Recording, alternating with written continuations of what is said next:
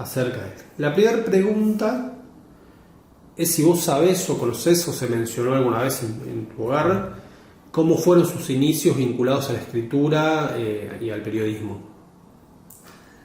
Bueno, en el caso particular de mi historia, yo al enterarme tarde, esto de haberme enterado a los 25 años de ser hijo de desaparecido, el trabajo es al revés de lo que uno viene. No lo vengo incorporando desde que soy niño, no crecí con la imagen de ese padre ausente, sino que lo tuve que ir reconstruyendo, digamos. Entonces siempre es más difícil porque uno está acostumbrado a que te golpeas acá y te duele hoy, mañana y pasado. Es imposible pensar que uno se golpee y le dolió ayer.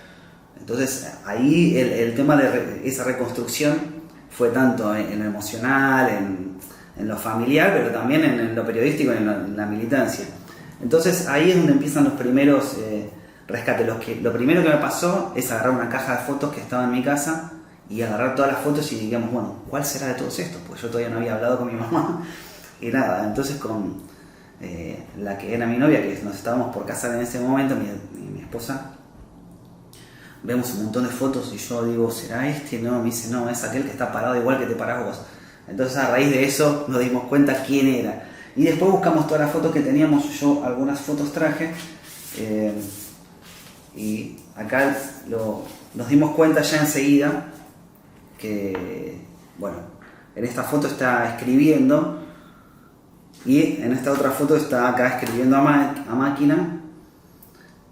Entonces, bueno, ahí es como que nos dimos cuenta que la escritura era algo fundamental en su vida, porque no es como ahora que tenemos estas fotos digitales y sacamos a cada cosa y los publicamos en una red social, sino que evidentemente si vos querías dejar registrada una foto o algo, quiere decir que eres muy importante para vos.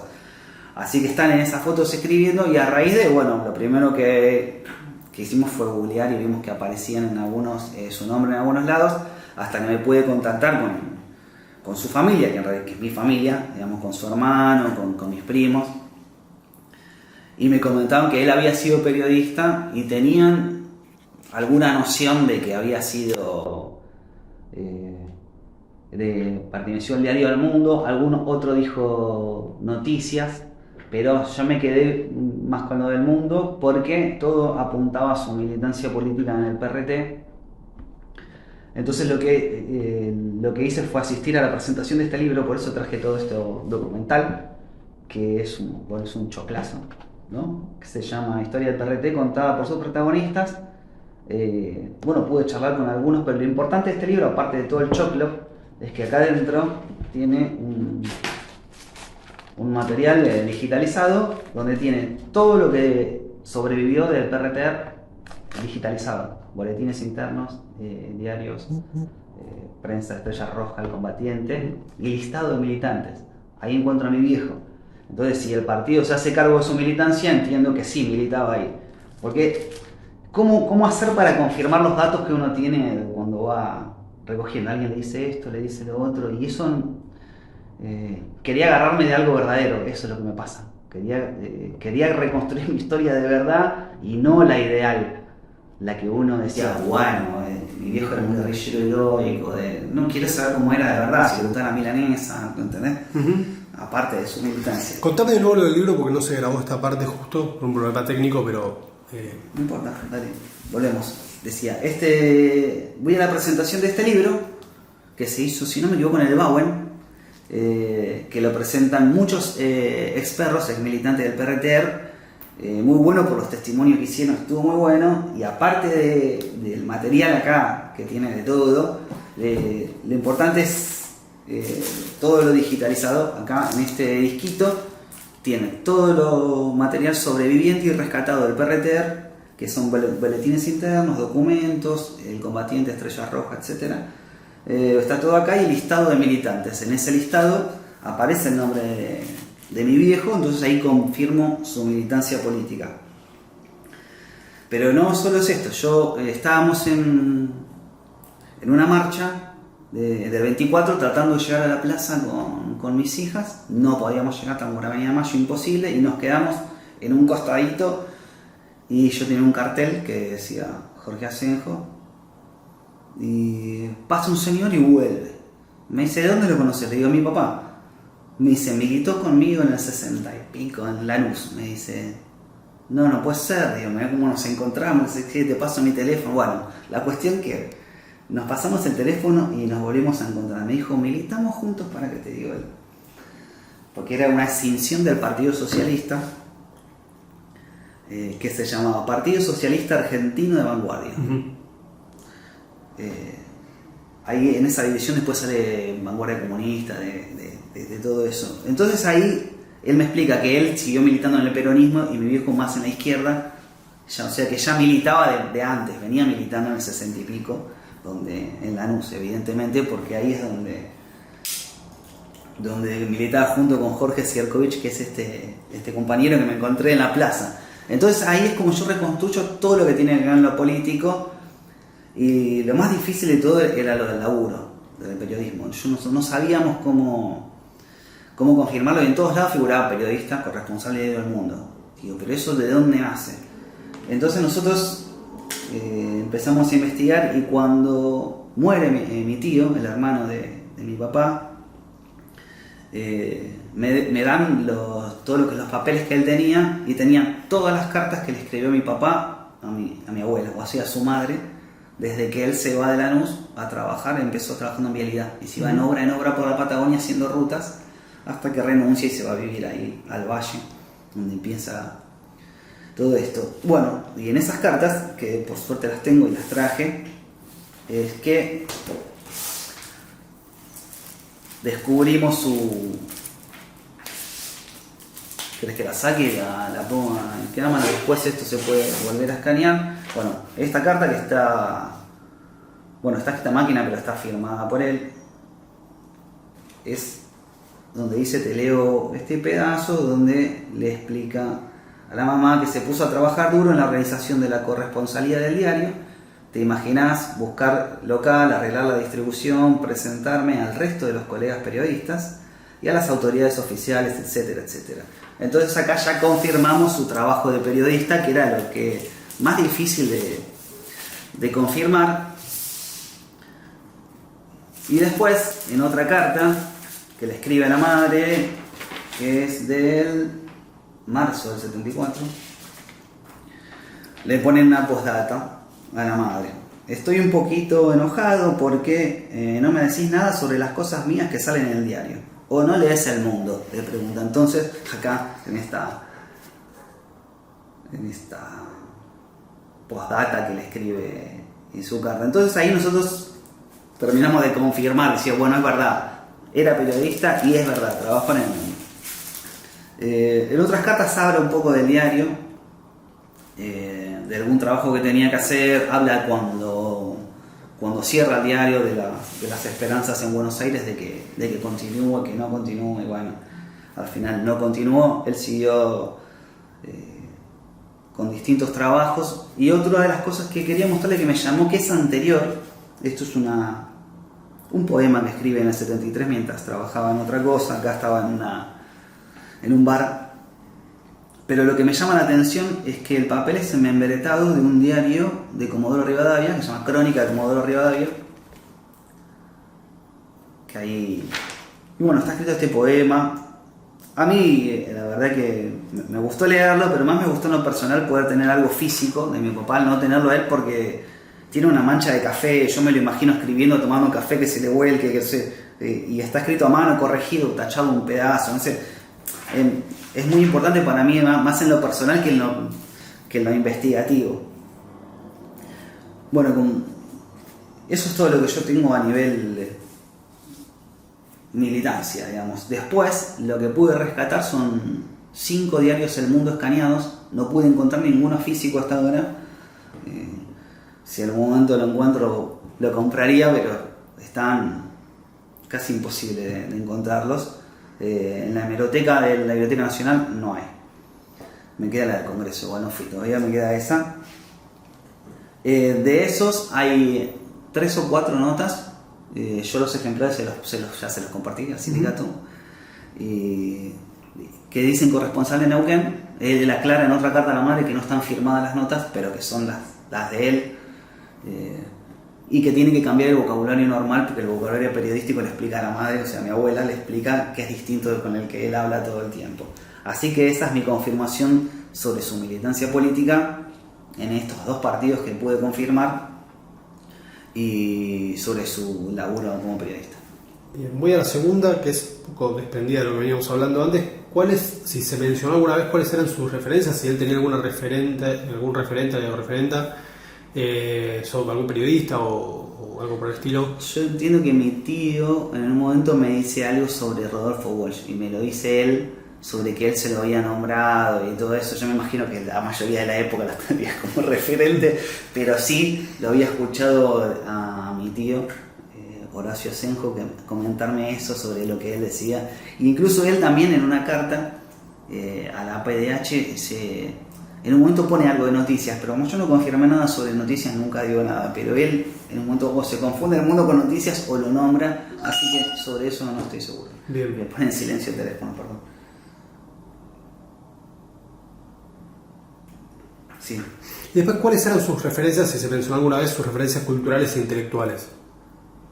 Bueno, todo el mundo que yo conocí decía que era alguien con el que era muy culto, que hablaba mucho, que siempre la gente se quedaba escuchando. Incluso este compañero que me dijo de esta militancia ahí en Lanús, dijo que él participó en una reunión y se ve que él era como el que estaba a cargo de la reunión, porque él era el que dirigía y el que hablaba y que decía lo que...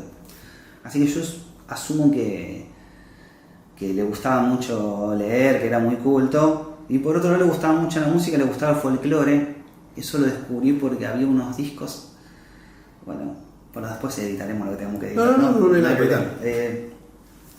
Me pasó hace poco, estando con una investigadora, se llama Belén Zapata, que cuando yo estaba con Victoria Basualdo, que es otra investigadora muy conocida, que nos está ayudando en un trabajo de investigación sobre desaparecidos por rama de trabajo que estoy haciendo con 3 compañeros, que es un trabajo morado. Ya tenemos 3.200 casos relevados por rama de trabajo y lugar de trabajo. Ya lo vamos a publicar, eso es una bomba. Me dice, ¿Lucas es Lucas Asenjo? Le pregunta Victoria, le dice, sí, te paso el contacto. Resulta que mi papá acá en 1000 cartas de estas dice que se va a la casa de Chiche Zapata, un amigo que lo hacía dormir en su casa, amigo de la familia. Bueno, es el tío de Belén. Y Belén me dice, le hablé con mi papá, que te encontré a vos, estaba re contento, no sé qué, y me manda, a ver si lo tengo acá, porque esto es imperdible, no lo tenía preparado. Me dijo mi papá que están los discos de tu papá en mi casa, porque se ve que una vuelta fue de las que se quedaba a dormir y hubo un cumpleaños o algo, y sus discos de vinilo los dejó ahí. Bueno, después se fue, después se los llevan.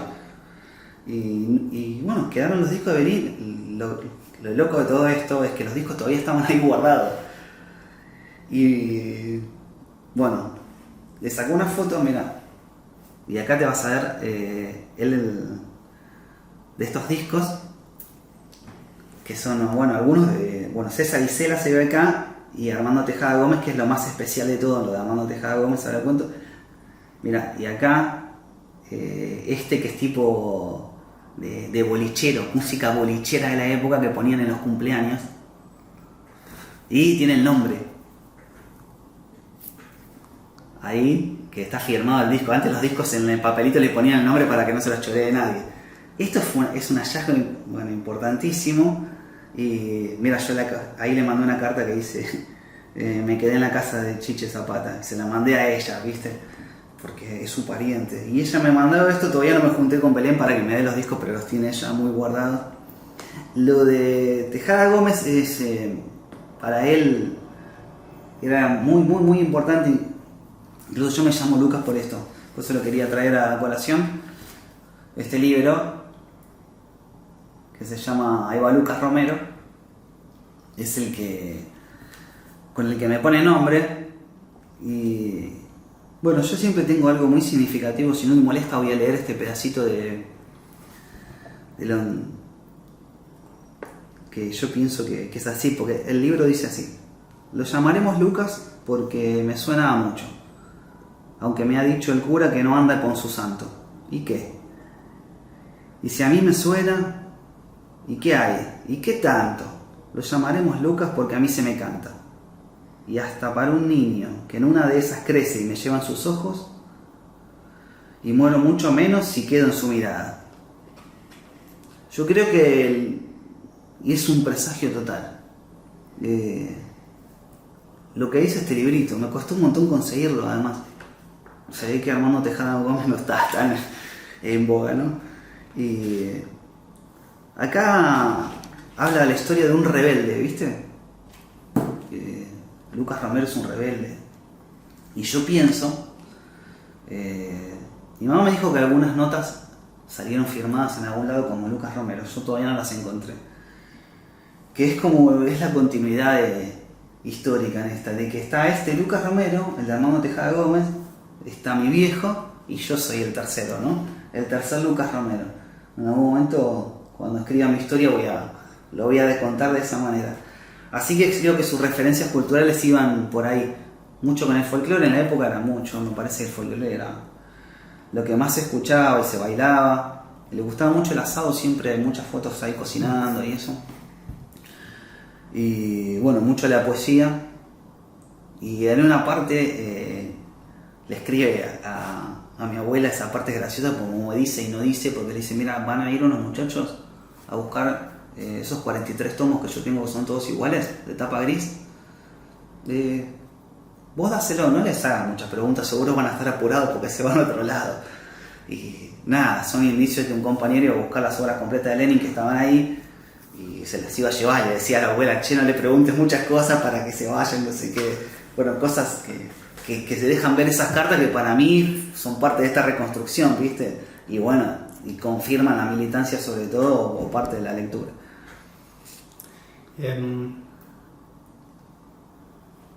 Bueno, si sabes si participaba en alguna militancia sindical. No, sindical y que yo sepa no. Lo más parecido que puedo decir es que en su último trabajo, que era en esta empacadora de manzanas y de peras, de frutas, Gargiulo Hermanos, él armó una mutual en la que la empresa compraba al costo, compraba todo y le vendía al costo a los trabajadores, y eso como que se lo hizo hacer eso y me lo dijo el dueño. Me dijo, no, me sacaba de todo porque además era buen tipo y te reconvencía porque hablaba bien, entonces me terminó sacando todo y es todo bueno porque es un buen gesto, habla de un gesto de bondad, y en muchas cartas describe la situación política y económica de ese periodo ya 74, 75, muy, muy complicado, y que bueno, que estas acciones, y me dice que las cosas que faltaban en el sur, que los insumos que no llegaban y que era difícil de conseguir y que no alcanzaba la plata para nada, así se lo dice en un montón de cartas. ¿Y sabes si tuvo alguna formación académica o estudió algo en relación al periodismo o a otra cosa? No, había un dato erróneo en una página que no sé si lo hayan corregido, que era de unos docentes, no sé si de Neuquén o de Río Negro, no, de Río Negro, no de Neuquén, que hablaban de que había estudiado ingeniería química, una carrera medio así, pero después yo estuve preguntando y nada que ver, y no hay ningún indicio de eso. No pregunté a los compañeros y compañeras de la Universidad del Comahue si hay algún registro de su paso por ahí, pero no. Sí, me decían que había grupos de lectura en los que participa, y en una de las cartas dice que se enganchó, es verdad, pero en un grupo de lectura y después en la organización de un equipo de fútbol de un club, no sé, era todo lo que era actividad social es en la que se engancha, y bueno, y se ponía a militar con todo en eso, y mi mamá me comentaba que se ausentaba a veces por periodos y que no sabía, yo asumo que todo eso tenía que ver con la militancia política, y el no decirle nada. Me dice que a veces él le mostraba estrellas rojas, le mostraba el combatiente, y mi vieja me dice, yo no entendía nada, con mi vieja no militaba. Me decía, yo le decía que sí, pero no entendía nada. Así que son otras cosas que confirmaba de la militancia política, digamos, pero de formación, así más que eso, no tengo. Bueno, si se sabe cómo fue, por qué su vinculación con el periodismo, cómo empezó o algo por el estilo. Yo creo que era su afición de siempre, o sea, siempre escribió mucha poesía, muchas cosas yo tengo que rescaté de su primer pareja, tenía cosas y me las dio, y de vecinos que me decían no, que escribía todo el tiempo, pero más allá de la poesía, no sé si él como periodista, salvo en esto que se enganchó, que no sé si era por su facilidad de escribir, su militancia del partido, le dijo, bueno, encárgate de esto, o porque ya estaba, no puede confirmar nada de lo partidario, si sí escribía para el Combatiente también o para Estrella Roja. Uh-huh. Bien, bueno, ¿en qué medios trabajó y cuánto tiempo? Si sabes eso. Bueno, está ese periodo de ventana que tengo en las cartas en el diario El Mundo, entre lo que duró el mundo. Y a confirmar esto de la crónica de Comodoro Rivadavia, no sé. Y lo de noticias también me mencionaste. Sí, eso no sé, porque es solo un comentario, aunque está escrito en una carta que le escribe mi tío Horacio a la PDH en Neuquén cuando empiezan en el 80 y pico las investigaciones para los juicios, para los primeros juicios. Bien. Bueno, si desarrollaba el ejercicio del periodismo u otras formas de narrativa por fuera de los espacios laborales, es un poco lo que me venías diciendo. Y sí, yo creo que tiene que ver con esto de los círculos literarios y de esto de juntarse a discutir textos y esos comentarios que sí me hicieron otros militantes sobrevivientes. ¿Y cuál era su militancia política y social? Bueno, yo creo que eso, es lo de estos dos partidos, el Partido Socialista de Vanguardia Argentina, lo de el PRT, y en lo social yo creo que tiene que ver con esto de crear una mutual en el lugar de laburo, además todo el tiempo ocupándose de la situación política, haciendo como un análisis de todo. En dos de las cartas es las que deja ver su militancia, una en que le escribe a López, o sea, al ex marido de su actual mujer, diciendo que sus hijos están bien, que esto, que lo otro, y hace todo un análisis más político de la situación con un vocabulario más político, que no están en las cartas de su mamá. Y en otra carta que está medio enojado se ve porque escribe en otros términos, que le escribe a la madre, pero en otros términos, y dice que si lo tienen que juzgar por lo que es, en todo caso, que lo juzguen por ser revolucionario. Porque lo demás se trata como de alejar a la familia todo el tiempo de la militancia. Despegado. Si sabes las razones de esa militancia, cómo llegó a esa militancia. Yo creo que tiene que ver con la época que le tocó vivir, ¿no?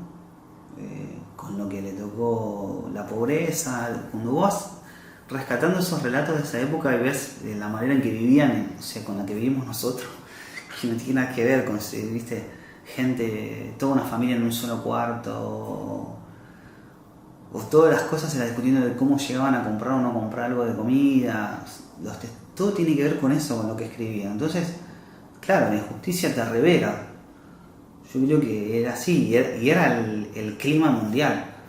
Es decir, bueno, todo, revolución cubana, todo, vos le veías, el peronismo, el 45, todo lo que venía llevando que podía haber un mundo mejor de verdad. Así que yo creo que no quedaba otra que ir a por eso, digamos.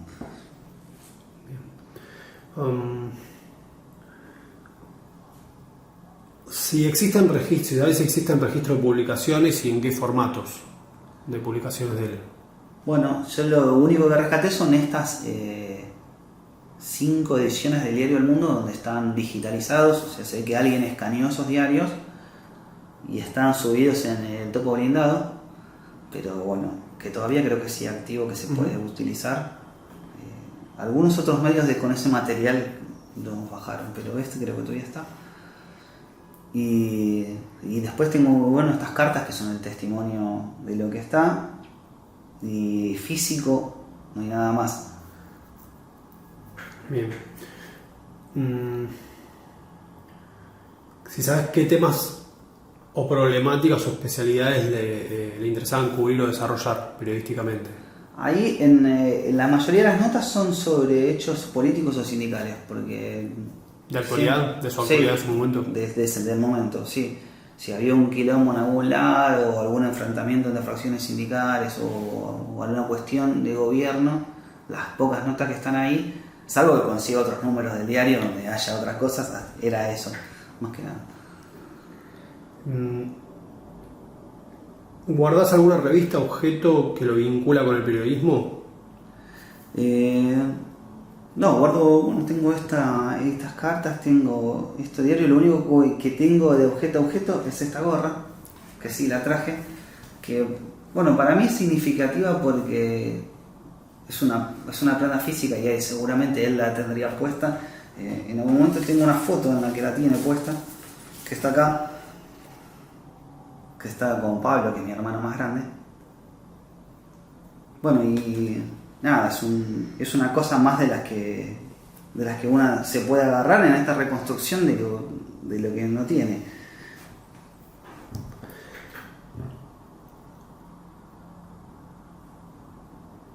Bueno, si puedes hacer una descripción de sus aspectos biográficos, dónde vivía, dónde creció, qué espacios sabes que frecuentaba, cosas de su personalidad, su familia, su composición familiar, sus aspectos físicos, sus intereses, cuándo da sus primeros pasos en la política y la militancia, bueno, un perfil general, los lugares donde vivió, sus trabajos y eso. Sí, bueno, él nació en Lanús y vivió casi toda su vida en Lanús, hasta que insistían mucho en entrar a Vialidad. Cuando logran entrar a Vialidad, estas dos familias, la de López y la de Asenjo, se van juntos a trabajar en distintas obras, que le tocó generar aceras, yo qué sé, muchas rutas por el interior de la Patagonia donde no había nada, incluso se contaban que no había luz, nada, o sea, ¿no? Así que todo ese recorrido es patagónico hasta que se van. Eran dos parejas re locas, las dos, y se instalan en el valle y hacen distintos laburos, ponen una casa de fotos. ¿Dónde es el valle específicamente? Bueno, tenés todo lo que es de roca para la montaña, digamos. General roca para la montaña por la ruta 22, digamos. Uh-huh. Tenés toda esa zona.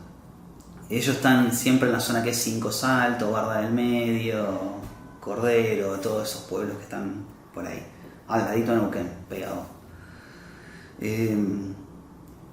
Ponen en Cinco Saltos una casa de fotos que se llama Foto Pablo, en conjunto. Después siguen teniendo 2 o 3 laburos porque no alcanzaba la guita.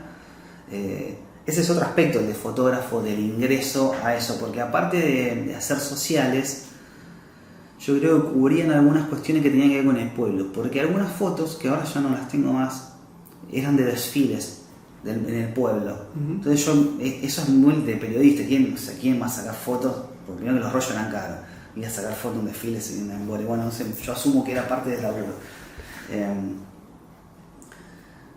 Entonces iban rotando por toda esa zona. Porque esta es una historia de amor re loca que tendría que ser una novela aparte, porque de estas dos parejas, López y Choli, y Jorge Asenjo y Norma, se cruzan. O sea, se separan las dos y queda esta historia de amor entre mi mamá y mi papá, o sea, Choli y Asenjo. Y esos son los que se quedan en Cinco Saltos.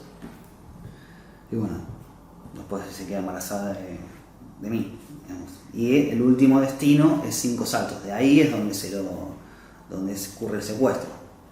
Digamos, ese es su forma de ser. Era flaco, alto, medio barbudo. Mira, acá estás con barba y sin barba. Esta es su cara de que aparece en todos lados, digamos. Digamos la foto que está en todos lados, pero acá está sin barba escribiendo, entonces como que tenés otro aspecto. Flaco. Esto me hace acordar a cuando fui a declarar el juicio, porque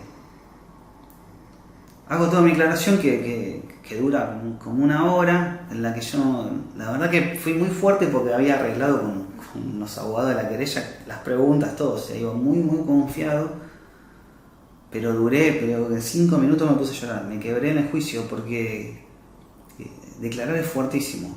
es estar ahí.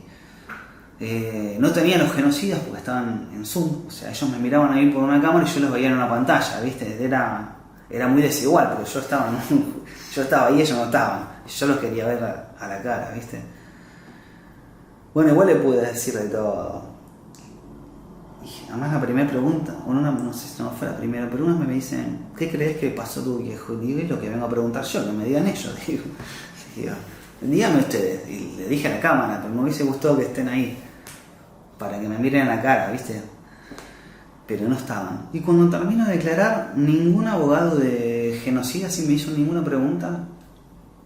Y yo quería cerrar, porque cerré leyendo lo que les leí, de cómo me llamo. Uno solo me preguntó algo, y me dijo, ¿de qué cuadro sos? Y yo lo miro a mi abogado, y le digo, ¿sabes qué? ¿Cómo te llamas? Porque no se presentó así, ¿no?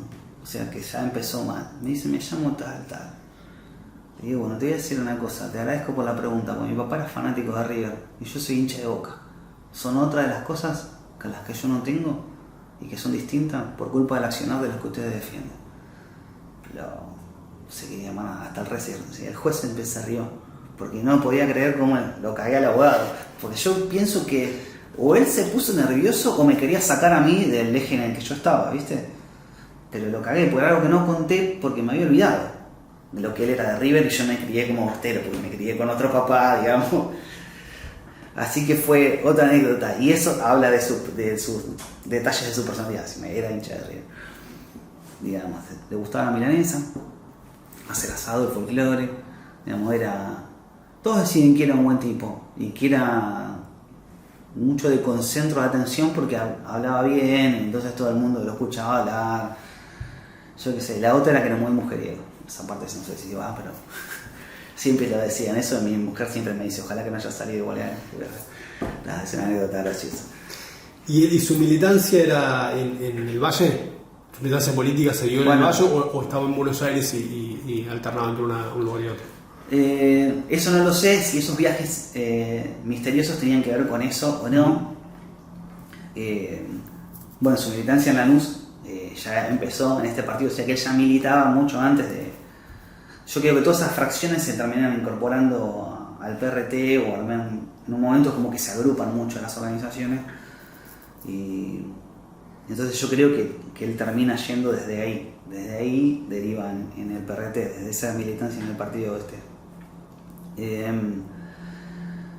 Después hay una célula del PRT chiquita en esa zona, más que nada en Cutralcó, con la que ellos tenían contacto. Por eso en el mismo operativo, ese operativo se divide en dos partes. En el Cutralcó se llevan a todo un grupo de artistas, estudiantes jóvenes, muy jóvenes, 16 años,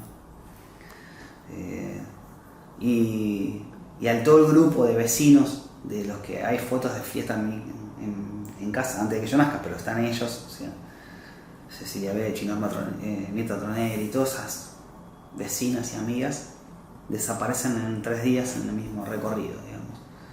Así que yo pienso que había un grupo de militancia ahí que, bueno, pero solo uno de esta célula puede hablar con uno de otra célula sin saber quiénes son. ¿Viste cómo funcionan los tabiques de la militancia en esa época? Pero sí, la militancia empieza ya acá en Buenos Aires, en Lanús, y termina en esto. Que tiene que ver con todo, porque justo ese diario es un diario partidario en esa época, y digamos, todo tiene que ver con todo, la función del laburo y la militancia política. Bien. Bueno, estamos con esto. ¿Querés decir algo más? Yo no sé si me escapó algo, lo que sí quiero decir que fue muy importante el juicio. El juicio de Escuelita 7, donde se juzga el caso de mi viejo, entre otros. Es el 7º tramo, un juicio muy largo, porque lo que no dijimos es qué pasó con mi viejo.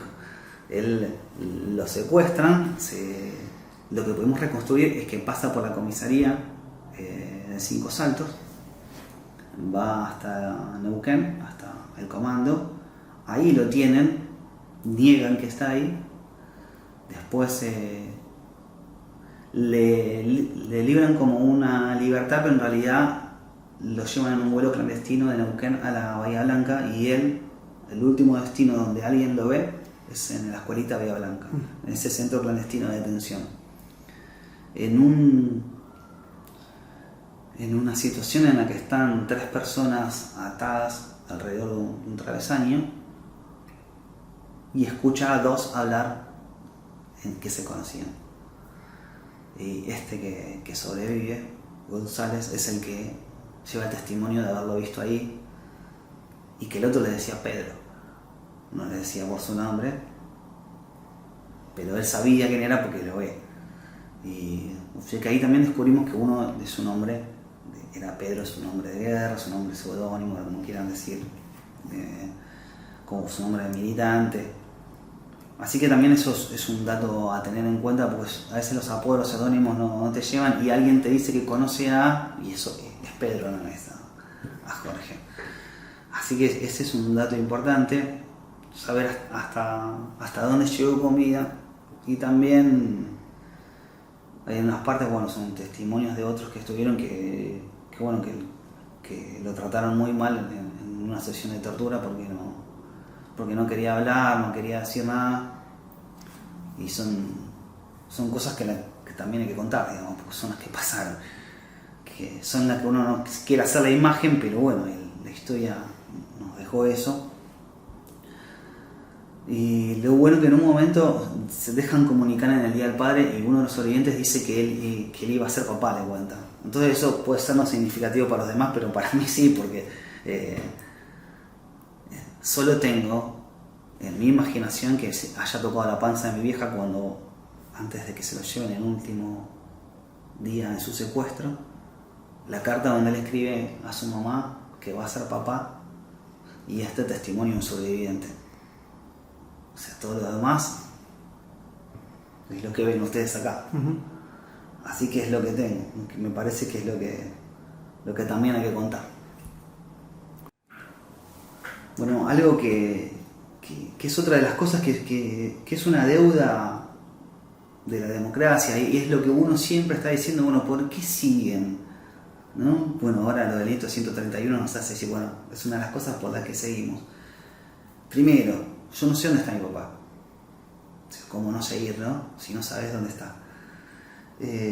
La otra cosa es que yo estuve 13 años en un juicio de filiación. Primero, la impugnación de paternidad para no tener mi primer apellido Valente de mi mamá, pasó a ser López de mi padrastro, y yo quiero tener que mis hijas tengan el Asenjo, que es el de mi papá. Después del ADN con mi tío empieza todo ese juicio de filiación. Tuve mala suerte, se perdió el expediente, lo encontraron, lo reconstruimos.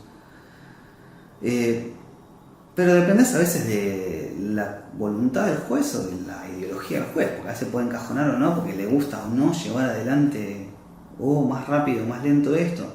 Y yo tardé 13 años en que la justicia diga: sos hijo de Asenjo. Y después tuve que ir con eso al lugar donde nací, a 5 Saltos, y que una jueza en Río Negro le diga al registro civil: sí, hacerle el documento como Asenjo. Bueno, pues yo tuve mi documento hace, ponele, 3 meses, que tengo 46 años, mi viejo lo secuestraron a los 37.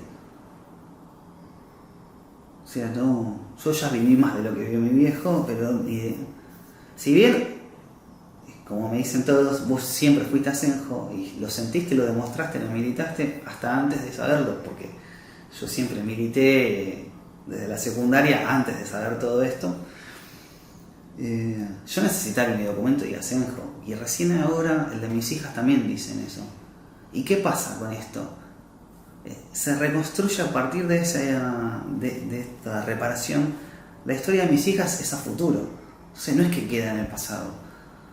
Ahora mi hija de 10 le contó a sus compañeros quién era su abuelo y por qué le cambiaron en el orden de la lista, porque era Asenjo. Lola Asenjo está primera en la lista porque está en la A.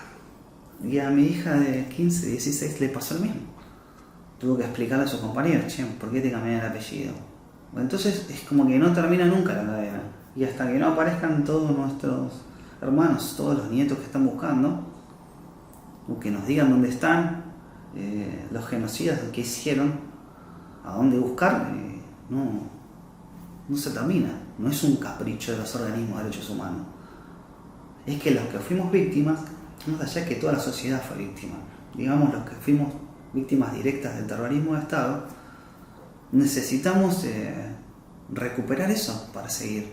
Por eso no se termina, por eso es el nunca más y por eso no nos olvidamos y no nos reconciliamos. No, quería decir eso también.